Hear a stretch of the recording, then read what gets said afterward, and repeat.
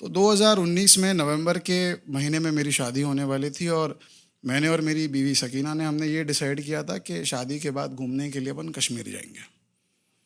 तैयारी सारी हो चुकी थी और फिर एक दिन अचानक से टीवी के पर्दे पर ये फैसला सुनाई दिया कि भाई इस तरीके का ऐतिहासिक फैसला हुआ है और रातों रात कश्मीर में कर्फ्यू लग गया।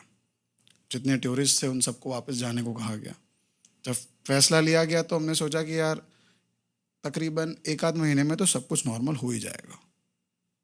एक महीना बीत गया, कुछ नॉर्मल हुआ नहीं। मुझे थोड़ी फिक्र होने लगी। घर वाले बोलने लगे कि अगर सब कुछ नॉर्मल नहीं होगा तो तुम वहाँ जाओगे कैसे, और तुम्हें तो पता भी नहीं है उस जगह के बारे में ज़्यादा। तो मैंने मेरी बीवी से कहा कि एक काम करते हैं, अपन कहीं और जाने का प्लान बनाते हैं। तो खैर इस मजमे में शादीशुदा तो ना के बराबर ही हो गए।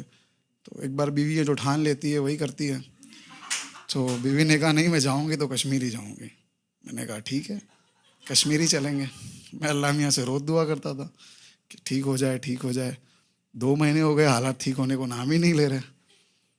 फिर 2.5 महीने बाद एक दिन मेरे ट्रैवल एजेंट का फ़ोन आया जहाँ से मैंने बुकिंग करवाई थी कि भाईजान अब हालात दुरुस्त होने लगे हैं और धीरे धीरे टूरिस्ट भी आ रहे हैं, इंशाअल्लाह आपके कश्मीर जाने का प्लान मुकम्मल होगा। मैं बहुत खुश हो गया और मुझसे ज़्यादा मेरी बीवी खुश हो गई। शादी बड़े धूमधाम से हुई और फिर हम घूमने कश्मीर चले गए। कश्मीर में हमारे साथीदार थे बशीर भाई, जो हमें अलग अलग जगह घुमाते थे। श्रीनगर, पहलगाम, गुलमर्ग, सोनमर्ग सब जगह ले गए। बहुत मज़ा आई। बताते थे कि कौन सी जगह किस चीज़ के लिए मशहूर है, क्या खाने लायक है, कहाँ का कल्चर क्या है, सब कुछ होता था। फिर एक रोज़ हम पहलगाम में थे तो वहाँ पर एक बड़ा फेमस स्पॉट है जिसका नाम है मिनी स्विट्ज़रलैंड। वो घोड़े से होकर आपको ऊपर जाना पड़ता है, काफ़ी कुछ 7 से 10 किलोमीटर का फासला है। तो हम घोड़े पे बैठ गए और जो हमें शख्स ले जाने वाला था उसका नाम था मंजूर। मंजूर भाई की उम्र देखने में 18 से 20 साल की ही होगी। मंजूर भाई हमें लेके गए, ऊपर पहुँचे, खाना पीना खाया, कहवा पिया, मैगी वगैरह खाई। तो बातों बातों मैंने ऐसी पूछा, मंजूर भाई एक बात बताइए, पिछले 2.5 महीने से तो टूरिस्ट ज़रा भी नहीं आते थे, तो फिर आपने और आपके परिवार ने गुजारा कैसे किया?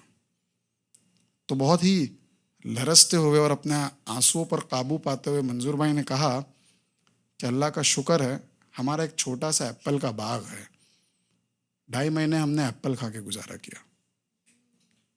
ठंड बहुत थी, आज़ा तो सारे जम गए थे, मगर ये वाक़यात सुनने के बाद जो जिस्म के दूसरे पुर्जे भी थे वो भी जमने लगे, रूह भी जम गई।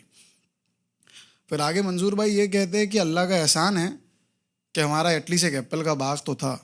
आप उनका सोचिए भाईजान जिनके पास ये भी नहीं था, सोचिए उन्होंने कैसे गुजारा किया होगा। मैं एकदम हैरत में था।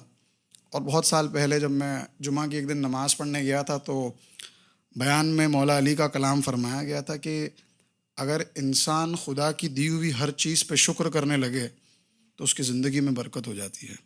और उसका मुजाहरा मेरे सामने होता दिख रहा था। घूम घाम के नीचे आ गए, पैसे देने की बारी आई। मैं पैसे दे रहा था तो मंजूर भाई ने कहा कि आप एक छोटा सा काम करेंगे। मैंने कहा बोलिए भाई। जब आप बम्बई जाएंगे तो वहाँ के लोगों को कहिएगा कि कश्मीर आए, क्योंकि आप लोगों से ही हमारी रोज़ी रोटी चलती है। मैंने कहा बिल्कुल मैं कहूँगा कि कश्मीर आए। फिर अंधेरा हो चुका था और हमें हमारे होटल जाना था। तो मैंने कहा चलो मंजूर भाई आप चलते हैं। तो मंजूर भाई ने कहा कि आप और बाजी मेरे साथ मेरे घर चलिए, यहीं पास में गाँव है, आज रात का खाना हमारे साथ ही खाइए। मुझे पता था मंजूर ये लफ्ज़ सिर्फ कहने के लिए नहीं कह रहा है, क्योंकि मैं उससे पहले भी एक बार कश्मीर गया था कहानी और कविताओं के सिलसिले में, और लोगों ने बहुत मेहमान नवाजी की थी, दिल से खिदमत की थी। तो मैंने कहा नहीं मंजूर भाई, इंशाअल्लाह फिर कभी। तो उसने कहा मुस्कुराते हुए, फिर कभी तो अल्लाह ही बेहतर जाने, और हाँ आप फिक्र मत कीजिएगा, मैं आपको एप्पल नहीं खिलाऊंगा।